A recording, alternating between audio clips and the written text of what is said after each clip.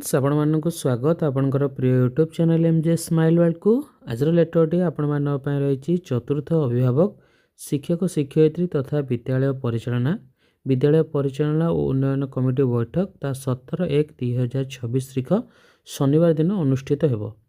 तो लेटरटी आपणकर ओडिशा विद्यालय शिक्षा कार्यक्रम प्राधिकरण तरफ लेटर नंबर रही 266 तारीख रही 8/1/2026।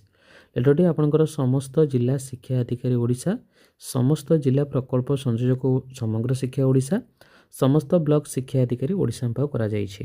जे देखिबा चलित शिक्षा वर्ष 2025-26 चतुर्थ अभिभावक शिक्षक शिक्षयित्री तथा विद्यालय परिचालना और उन्नयन कमिटी बैठक ता 17/1/2026 तारीख शनिवार दिन सारा राज्य में विद्यालय गुड़िकर अनुष्ठित होब।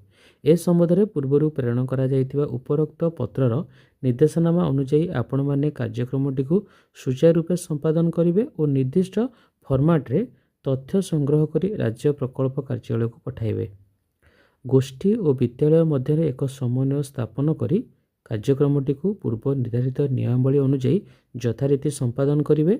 उक्त बैठक में आलोचना हेबाकुथिबा विषय वस्तु खूब शीघ्र आपण मानकर विहित कार्यानुष्ठान निमंते प्रेरण कराजिबो।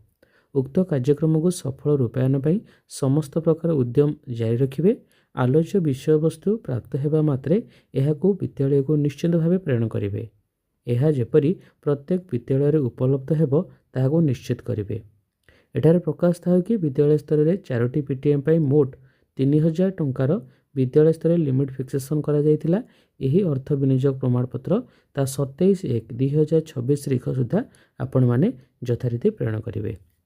तो आपणकर जो चतुर्थ अभिभावक शिक्षक शिक्षयित्री तथा विद्यालय परिचालना उन्नयन कमिटी बैठक 17/1/2026 तारीख शनिवार दिन अनुष्ठित होगा। धन्यवाद।